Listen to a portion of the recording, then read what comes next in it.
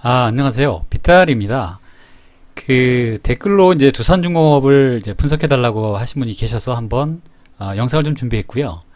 지금 이제 1조 규모의 이제 유상증자를 한다고 하는데 두산중공업을 이제 매수를 해야 되는지 말아야 되는지 한번 말씀드려보도록 하겠습니다. 지금 현재 제가 오늘 영상을 찍고 있는 게 한 1시 반 정도 됐는데 한 상한가 근처까지 갔다가 지금 하락하고 있네요. 이제 지금 거의 분위기는 좋은 쪽으로 가고 있는 것 같아요. 근데 간단하게 좀 말씀을 좀 드려보면 구조조정을 지금 하고 있는 상황이죠. 두산중공업은 1편에서 제가 말씀드렸듯이 두산건설에서 한 2조 가까이 손실이 나면서 일단 경영의 유동성의 문제가 굉장히 커졌었고, 그 다음에 이제 원전에 대한 이제 현 정부의 정책이 좀 많이 바뀌면서 본인들이 한 1조 가까이 들인 비용을 많이 들였는데 그분들에 대한 문제가 생긴 거죠. 그래서 유동성의 문제가 생겼고, 어찌됐든 이제 친환경 쪽으로 가야 되는 분들은 이제 누구나 다 인지하고 있는 부분들이고 가야 되는 거죠. 다만 이제 과정이라든가 이런 부분들이 조금 이제 두산 측에서는 좀 아쉬운 상황이 된 거죠. 일단은 유상증자를 할 수밖에 없는 상황이 됐어요. 이제 구조조정을 하고 있고, 그 다음에 이제 정부 쪽에서도 두산중공업이 긴급 운영자금이 한도대출 형태로 3조 6천억을 수혈했다라고 나와 있죠. 거기에 따라서 반대로 또 자산을 매각하고 유상증자든 비용 절감을 통해서 3조 원의 자구원을 채권단이 받았다라는 얘기죠. 두산중공업이 이제 유상증자 초기에 들어갔는데 뭐 어찌됐든 이제 그러면서 이제 유상증자는 이제 마지막에 나오는 얘기인 거고, 일단은 이제 자회사들을 다 매각을 하고 있죠. 네오플럭스도 이제 한 730억에 매도를 했고, 매각하기로 했고, 이제 클럽모시시라든가 모든 관련된 계열사들 다 매각하겠다고 얘기를 했어요. 다만 이제 두산인프라코어는 조금 다른 얘기가 있는데 이 부분들은 뒤에서 설명을 좀 드리고, 두산건설, 두산솔루스도 이제 어떻게 보면 성장성이 굉장히 뛰어난 이제 동박이라는 2차 전지의 소재 산업이잖아요. 근데 불구하고 거의 매각 단계인 걸로 알고 있고, 두산모터르비지, 두산타워. 그 다음에 이제 이렇게 해서 이제 모두 매각에 성공할 경우에 한 3조 원 정도가 이제 확보를 할 수 있을 것이다 라고 얘기를 한 건데, 두산인프라코어는 조금 별도로 봐야 될 것 같고요. 근데 이제 문제가 두산중공업의 이제 어떤 상황인 거죠. 그러니까 중요한 부분들이 이렇게 했을 때 두산중공업이 살아나려면 두산중공업이 자체 경쟁력을 갖고 있어야 되잖아요. 근데 두산중공업의 현재 이제 연결 매출액이 2분기입니다. 영업 손실이 한 500억 정도 났고 영업이익도 적자인 상태인 거죠. 단기 순손실도 적자인 상태고, 그다음에 부채 비율은 좀 더 늘어났고, 1년 내에 이제 갚아야 될 단기 차입금이 6조 가까이 되니까 이제 3조를 이제 수혈해줘도 굉장히 힘든 상황이 되는 거죠. 그럼 두산중공업이 살아나려고 하면 말씀드린 대로 풍력이라든가 이런 분들에 대한 어떤 이슈가 그분들의 자구안이 해결이 돼야 되는데, 풍력이 바로 해결될 수 있는 사항들은 아니잖아요, 사실. 그런 부분들인 거고. 그 다음에 또 하나는 이제 두산중공업이 이제 6조까지 가까이 되게 된 이제 이유 중에 하나가 사실은 캐시카우라고 하죠. 그러니까 두산중공업이 이제 계열사죠. 두산인프라코어가 계열사 중에 이제 실적을 잘 내고 있는 회사가 두 개가 있어요. 두산인프라코어하고 두산밥켓.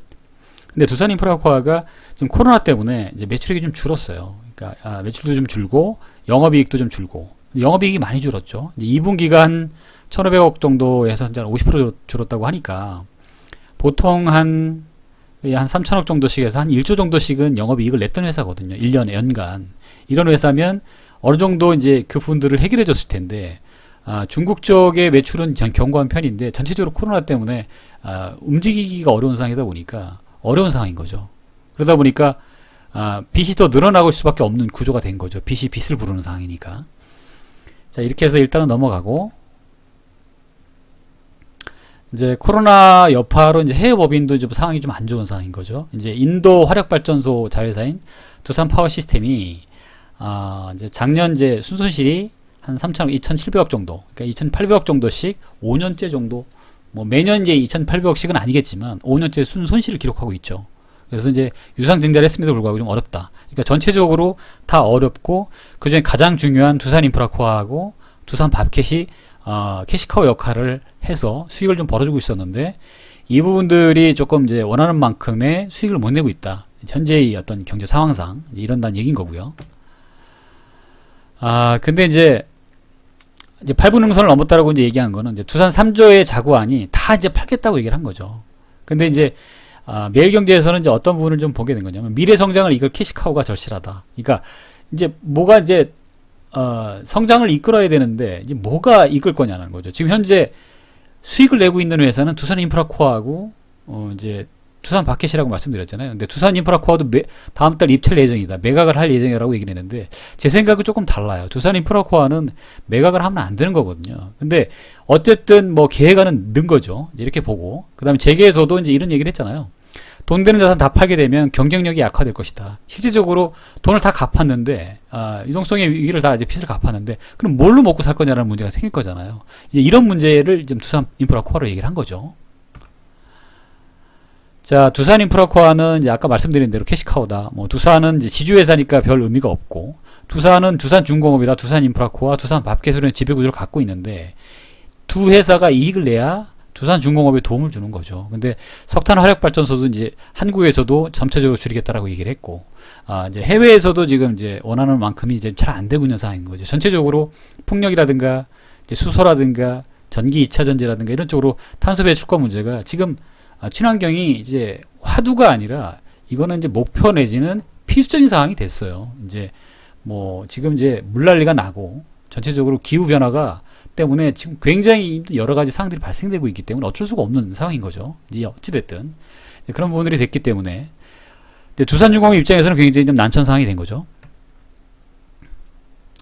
매일경제에서 이제 채권단 요구에 진행하고 있는 사업 구조를 맞춰서 재편을 했을 때 성공 여부를 장담하기 어렵다. 저도 이제 동감을 하는 부분들이에요. 이제 두 가지로 부분들인 건데, 이제 풍력 사업자가 해상 풍력을 짓는다고 할 때, 왜 가격이 저렴한 외국산을 쓸 가능성이 없다. 기존에 있는 이 풍력 시장에 들어가려면 최소한의 시간이 필요하다는 거죠.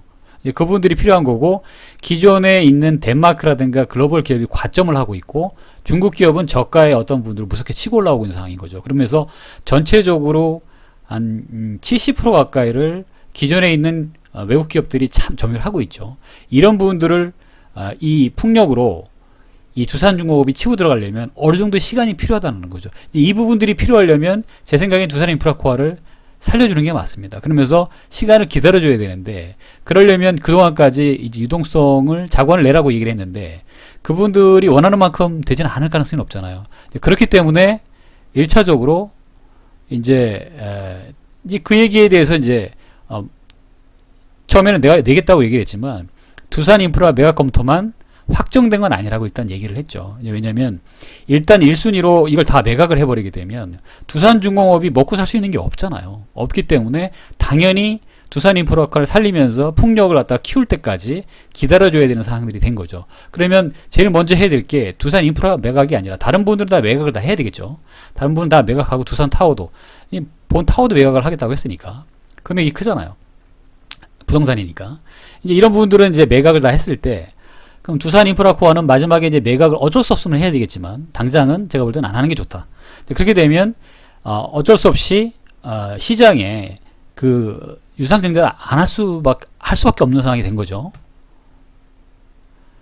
근데 또 이제 긍정적인 얘기도 간단하게 좀 드릴게요. 이제 이 부분들에 대해서 두산중공업이 이제 작년 상반기에 수주 대비, 전년 대비 한 54% 늘어난 게 있다. 근데 다만, 두산 이제 상반기 수주가 늘었다고 해서 영업이익이 그만큼 늘어난지는 판단을 해봐야 돼요. 그 다음에 그 부분들만큼이 영업이익으로 잡힐 때까지 시간도 어느 정도까지 이건 플랜트 사업이잖아요. 플랜트 사업이 단위별로 이제 EPC를 이제 하는 거기 때문에 2023년까지 공사를 완료하는 상황이거든요. 그러다 보기 때문에 한꺼번에 돈이 들어오는 구조가 아닐 거예요. 이런 분들은 어쨌든 두산중공업도 자구안을 굉장히 노력하고 있다 정도. 그 다음에 이제 정부도 이제 8조 규모의 체코 원전 사업을 수주 적극 지원한다. 이 얘기가 제가 왜 의미가 있어서 이제 가져왔는데, 정부도 고민이 있죠. 처음에는 이제 친환경 정책으로, 문재인 정부에서, 이제 그 원자력을 이제 어느 정도 폐기하겠다. 그리고 이제 태양광이라든가 풍력 이쪽으로 좀 전환하겠다라고 이제 공약을 했죠. 이제 그분들에서 이행하는 건 좋은데, 너무 급격하게 이제 지원이 됐죠. 이제 그런 부분들에 대해서 기존에 들인 이제 비용들이 있을 거잖아요. 일본의 이제 후쿠시마 원전 때문에, 안전이 이제 위협을 받고 있는 상황이긴 하죠. 이제 원전 부분들이. 그 다음에 경주에서 이제 지진도 나고 이러다 보니까, 국민의 생명인지 안전인지 더 위험했던 그 당시의 상황은 더 굉장히 중요했던 시기였죠. 그 다음에 친환경으로 가는 부분들에 대해서 누구도 동의를 합니다. 다만 이렇게까지 급격히 가야 되는 상황들이게 되면 그 경제적인 어떤 여파에 대한 부분들은 정부가 굉장히 좀 어려운 상황인 거죠. 예, 지진이 나고 있는 상황들도 경주에서도 지진이 나고 있고 여러 가지 있는 상황이 있는데 이제 국민들의 안전이 일단 우선인데 경제 부분들도 같이 고민해야 되는 정부의 입장은 이해가 되죠. 이제 그런 부분들인데 어찌됐든 정부도 이제 어찌됐든 이제 두산중공업이 살아야 되는 이유가 있죠. 왜냐하면 수많은 노동자들이 이제 관계가 돼 있기 때문에 잘못하면 대량 실직 사태가 발생되면서 고용이 굉장히 문제가 생길 수 있는 구조가 많죠. 그렇기 때문에 가급적이면 살 수 있다면 살려주는 게 정부의 역할입니다. 그거는 그런 부분들에서 정부도 나름대로 노력을 하고 있다는 얘기인 거죠. 원전 사업의 수주에 적극적으로 지원한다. 이게 왜 중요한 의미가 있냐면 자, 본인들도 이제 그런 부분들에 대한 어떤 이제 국민들과 경제를 살려야 되는 안전과 두 가지 토끼를 잡아야 되는 이유도 있고, 어쨌든 원전을 갖다 폐기하겠다는 어떤 정책 때문에 두산 입장에서는 손해를 본 게 있지 않습니까? 이런 분들이기 때문에 그분들을 좀 염두에 두시고. 근데 이제 이게 만만하진 않죠. 이제 한국 수력 원자력 이게 이제 한국전력기술, 한전연료, 두산중공업, 대우건설 팀 코리아를 만들었는데 여기에 중국, 이제 프랑스, 일본, 독일이 이제 눈독을 들이고 있죠. 근데 대한민국이 이쪽에서 굉장히 두산중공업이 원전에서 굉장히 이 기술력을 갖고 있다라는 건 알아요. 근데 이 부분들에 대해서 다 철수하겠다라고 얘기를 해놓고 이분들 수주전에 뛰어들게 되면 다른 나라에서도 의아하게 생각을 하겠죠. 이제 그런 부분들이 하나가 있고 또 뒤에서 이제 설명을 할 건데.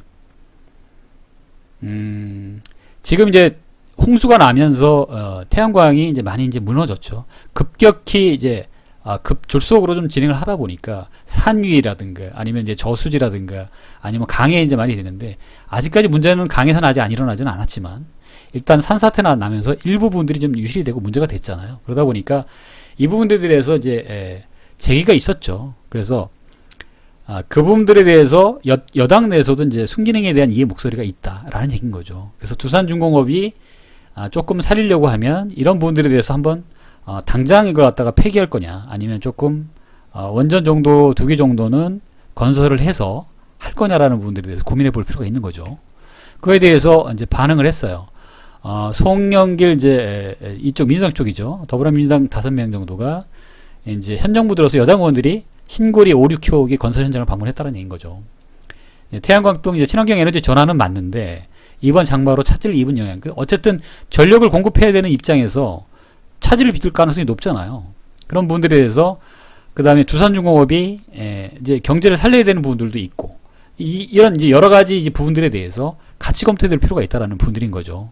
그리고 나서 어쨌든 두산중공업은 이번에 들어가는 비용으로 한 7천억 정도의 비용이 들어가서 손실이 났다고 얘기를 하지만 실제적으로 기대가치까지 하게 되면 뭐 남들이 얘기하면 뭐 한 10조 정도까지 날 가능성이 높았다라는 얘기를 이제 하고 싶은 거죠. 근데 다만 이제 그런 부분들에서 수주를 하려고 하면 일정 부분들을 갖다 풀어줘야 되는데 다만 정치적으로 이걸 갖다가 이제 판단할 가능성이 높죠. 이제 야당들은 공격할 가능성이 높고 그러면 여태까지 그렇게 할 거였었으면서 왜 그렇게 했느냐라는 어떤 이제 비난을 받을 가능성이 높기 때문에 이런 명분론하고도 이제 어떤 부분들이 있겠죠. 정치적인 문제. 근데 제 생각에는 정치적인 부분들을 경제를 갖다 정치적인 문제로 푸는 건 아니라고 생각을 하거든요. 이런 분들에 대해서 이게 필요하다고 판단되면 어느 정도 아마 국민들의 중도의 성향들의 대부분의 부분들은 이 부분들을 어느 정도 살려가면서 조금 안전하게 갈 수 있는 방법을 찾는 것이 맞지 않겠냐라고 생각이 드는 거죠.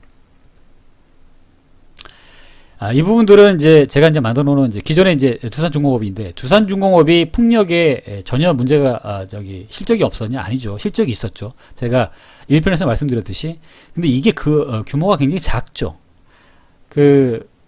현 정부에서 이제 굉장히 많은 분들에서 풍력을 하고 싶지만 이게 어떤 문제가 발생되냐면 이 풍력을 이런 단지를 개발하려면 이쪽의 주민들하고 협의가 돼야 됩니다. 근데 이게 협의되기가 굉장히 어렵잖아요. 대부분이 반대를 할 상황들이니까 여기다 이제 신규를 하게 되는 부분들에 대한 자구안은 아마 두산중공업이 제시를 하겠지만 이런 부분들에 대해서 이제 그 주민들이 동의를 해줄 것이냐 이런 부분들이죠.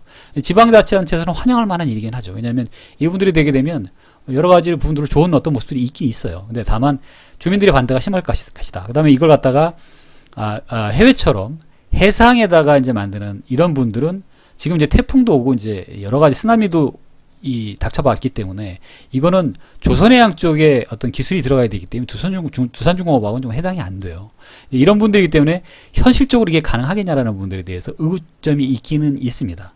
이런 분들이 있고, 근데 이런 분들을 어떻게 두산중공업이 채권단한테 자관을 내고 그분들이 가능한지에 대한 분들을 협의를 해야 되는 상황들이 좀 있는 거죠. 그래서 이게 머리가 아픈 겁니다, 사실은.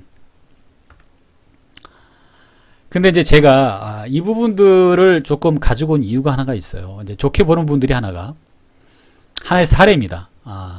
국민연금을 뒀던 유니슨. 유니슨이 뭐냐면 풍력회사인데 이 회사도 굉장히 초창기에 잘 나갔던 회사예요. 근데 굉장히 어려워졌었어요. 그래서 거의 망하기 일보 직전이었는데 최근에 이제 국민연금이 사실상 최대 주주로 등극을 했다는 이 얘기가 무슨 말이냐면 국민연금이 사모펀드에다 투자를 했어요. 이제 아네모이라는 이제 삼천리 자산운용이죠. 스펙 회사인데 스펙이 뭐냐면 투자를 목적으로 하는 회사입니다.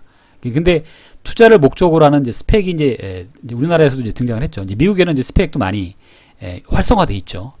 근데 이제 이 사모펀드죠. 사모펀드는 뭐냐면 돈을 모아다가 괜찮은 회사를 인수해서 어느 정도 성장성 있게 키워서 그걸 대매각을 해가지고 수익을 만드는 이런 회사를 보통 사모펀드라고 얘기를 하는데, 이 사모펀드가 삼천리 이 자산운용이 여러 이제 회사를 만들어서 만든 사모펀드가 BTS라는 회사인데, 그 회사의 그 이름이 아네모이예요. 그러니까 아네모이가 이제 삼천리 자산운용이 만든 이제 스펙이다, 투자 목적 회사다라고만 아시면 되는데, 이 아네모이의 투자자가 누구냐? 이제 국민연금인 거죠. 거의 한 70% 이상을 국민연금이 투자를 한 거예요.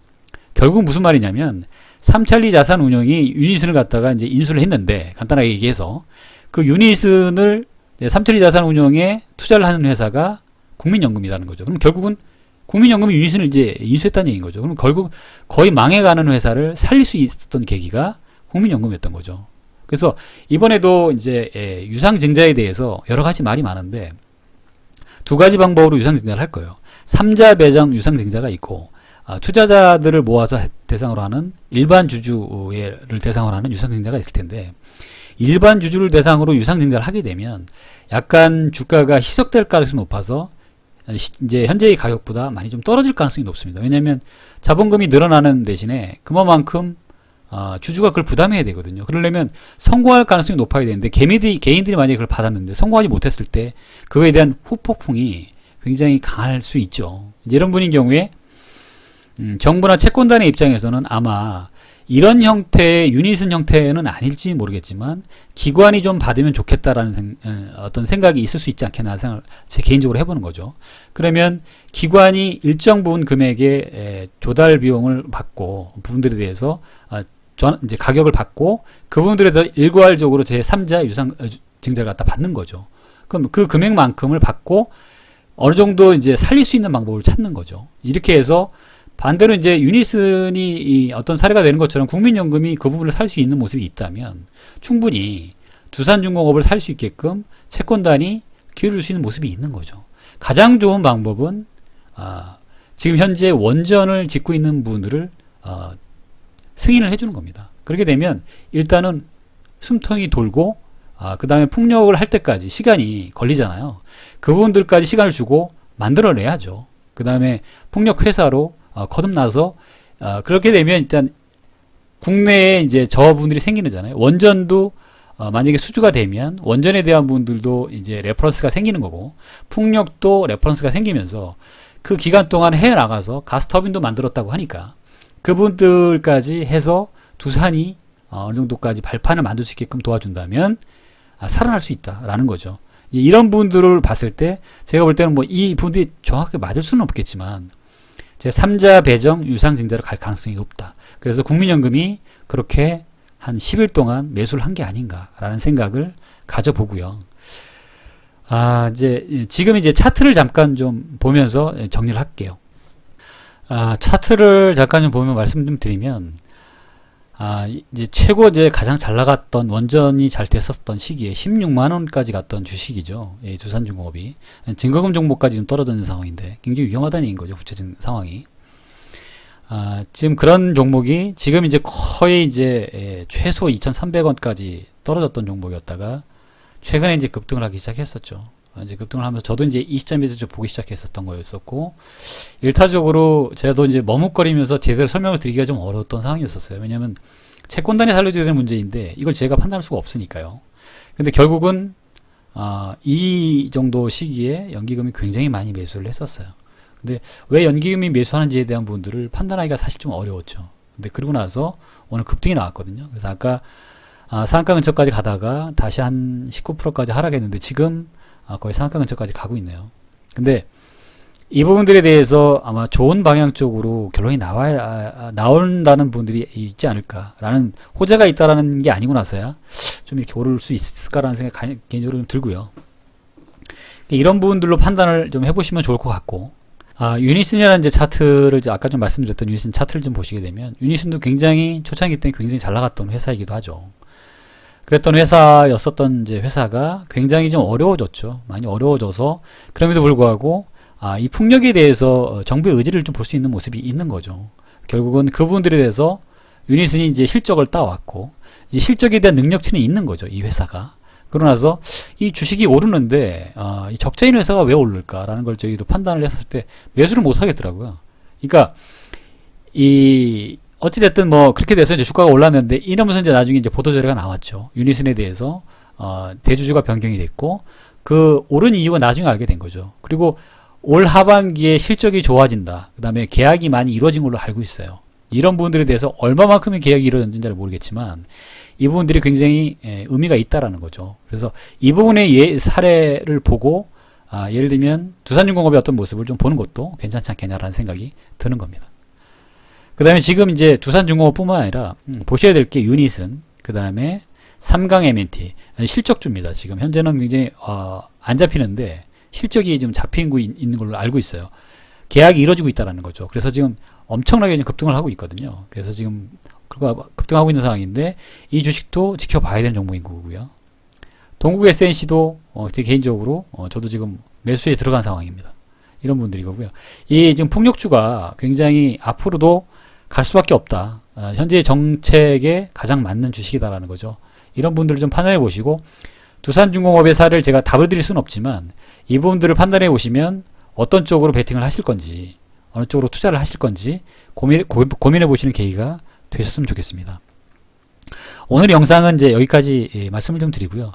그 이제 댓글 주신 분들 중에 그 주식 공부를 갖다 어떻게 하셔야 되는지에 대한 분도 말씀 주신 분들이 계셔서 한번 저도 한번 좀 편안하고 쉽게 주식이 처음이신 분들 대상으로 해서 한번 제 개인적인 생각을 좀 쉽게 풀어봐서 한번 설명을 해보려고 합니다. 오늘 영상이 괜찮으셨으면 좋아요와 구독, 알람 부탁드리겠습니다. 감사합니다.